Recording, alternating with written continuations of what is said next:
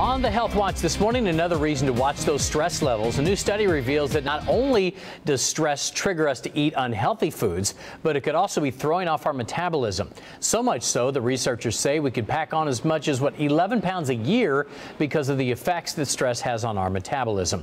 Let's get over to Amy, who has more on this, plus what you can do to keep yourself from ballooning from stress. Good morning, Ames. All right, thanks a lot, John. And joining us right now to talk more about it is Dr. Romie. She is a neurologist and national mindful living expert from the Center for Natural and Integrative Medicine. Great to see you, Doctor. Thanks for having me back, Thanks for coming Amy. back. All right, so let's talk first of all about what exactly this is. How is stress impacting our bodies in ways we maybe never thought about before? Whether we have emotional or physical stress, this alters the chemicals and hormones in our brain like cortisol and insulin. And guess what that does? We crave those fatty foods and those refined sugars like a donut when we're under stress. And that's no good. With the cortisol levels up, it ends up being belly fat deposited. So it packs on right here, the spare tire look, I suppose, is what you're talking about. It is. So it's a physical effect, but it's also an emotional effect. Is that right? It is. With the emotional effect, what happens is it creates emotional hunger, which is very different from physical hunger. When you have emotional hunger, the emotions are causing you to want to eat something and eat something unhealthy right then and there.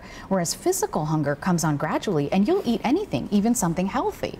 It's interesting. You'll hear two camps on this. You'll hear people that say when they get stressed out, they eat. And then you'll hear others say when they get stressed out, the last thing they want to do is eat. What is the difference there? You know, everybody is made up differently, and everyone responds to the stress hormones differently. I think one of the things that predisposes people who do want to eat more is that they learn from an early age these emotional eating triggers, whether they were happy or sad. When they were young, they were given food to eat, and then that grows up into our adult life and becomes a behavioral pattern. But guess what? We can change those behavioral patterns. Absolutely. Okay, and I think this is interesting because there are actually foods that help you to fight stress. So you can use the food to your advantage, right? Absolutely, absolutely. You know, my key that I give to all of our clients is start the morning off with protein. Have 2 to 3 eggs with some fruit.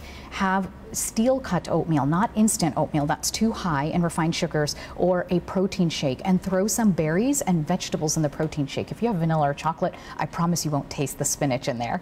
What are your thoughts on protein supplements? You know, protein supplements are fine. Whey protein or a plant-based protein, 1 to 2 scoops, that'll be great. It'll give you 15 to 20 grams of protein to get you going in the morning.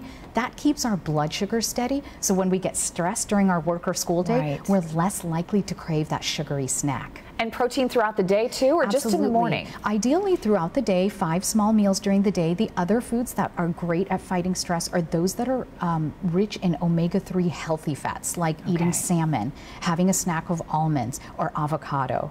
All good stuff. I like all that stuff. That makes it easier, right? Doesn't it? Yeah. Dr. Romie, tell people at home how they can get in touch with you. You can get in touch with me at brainbodybeauty.com. All right, Dr. Romie, always a pleasure. Great tips for our viewers this morning. All right, John, let's send it back to you.